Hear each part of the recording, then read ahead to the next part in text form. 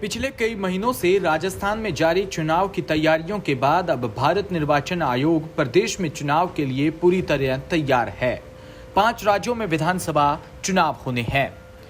चुनाव के दौरान नतीजे आने तक इन सभी जगह आचार संहिता लागू रहेगी। आप मतदान, उम्मीदवार और चुनाव प्रचार से लेकर विधायक बनने की प्रक्रिया तो जानते हैं, लेकिन इस दौरान लागू होने वाली आचार संहिता के बारे में काफी कम लोगों को मालूम होगा। बता दें कि किसी भी राज्य में चुनाव से पहले एक अधिसूचना जारी की जाती है, उसके बाद उस राज्य में आदर्श आचार संहिता लागू हो जाती है और नतीजे आने तक जारी रहती है। अब बड़ा सवाल ये है कि आदर्श आचार संहिता क्या होती है, इसे कौन लोग लागू करते हैं और इसके नियम कायदे क्या है, इसे लागू करने का मकसद क्या है। तो आइए इसके बारे में हम आपको बताते हैं। देश में या किसी भी राज्य में निष्पक्ष चुनाव किसी भी लोकतांत्रिक की बुनियाद होती है। दुनिया के सबसे बड़े लोकतंत्र भारत में चुनाव को एक उत्सव जैसा माना जाता है। सभी सियासी दल और मतदाता मिलकर इस उत्सव में हिस्सा लेते हैं। चुनाव की इस आपाधापी में मैदान में उतरे उम्मीदवार अपने पक्ष में माहौल बनाने के लिए सभी तरह के हथकंडे आजमाते हैं। ऐसे माहौल में सभी उम्मीदवार और सभी राजनीतिक दल वोटर्स के बीच जाते हैं और अपनी नीतियां और कार्यक्रम को रखने के लिए सभी को बराबर का मौका देना एक बड़ी चुनौती बन जाता है। लेकिन आदर्श आचार संहिता इस चुनौती को कुछ हद तक कम करता है। चुनाव की तारीख का ऐलान होते ही आचार संहिता लागू हो जाती है और नतीजे आने तक जारी रहता है। इसमें नए दिशा निर्देश को सभी राजनीतिक पार्टियों को मानना पड़ता है।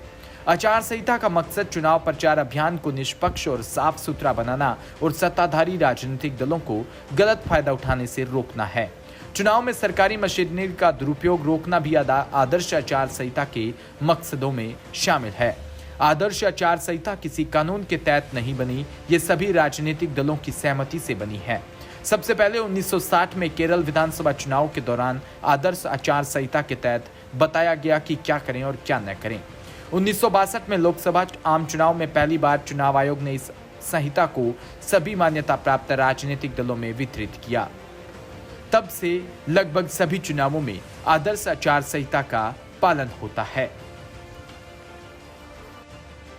चुनावों में अपनी बात वोटर्स तक पहुंचाने के लिए चुनाव सभाएं, जुलूस, भाषण, नारेबाजी और पोस्टर का इस्तेमाल किया जाता है।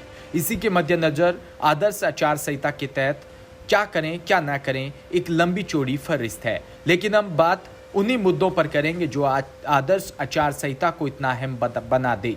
आदर्श आचार संहिता में राजनीतिक दल और उम्मीदवारों के सामान्य आचरण के लिए दिशा निर्देश दिए गए हैं। सबसे पहले तो आदर्श आचार संहिता लागू होते ही राज्य सरकार और प्रशासन तक कई तरह के अंकुश लग जाते हैं। सरकारी कर्मचारी चुनाव प्रक्रिया पूरी होने तक निर्वाचन आयोग के तहत आ जाते हैं। आदर्श आचार संहिता में रूलिंग पार्टी के लिए कुछ खास गाइडलाइंस दी गई है। इनमें सरकारी मशीनरी और सुविधाओं का उपयोग चुनाव के लिए न करने और मंत्रियों व अन्य अधिकारियों द्वारा अनुदान और नई योजनाएं आदि का ऐलान करने की मनाही होती है। राजस्थान की हर अपडेट के लिए बेल आइकन दबाएं और सब्सक्राइब करें DPK न्यूज।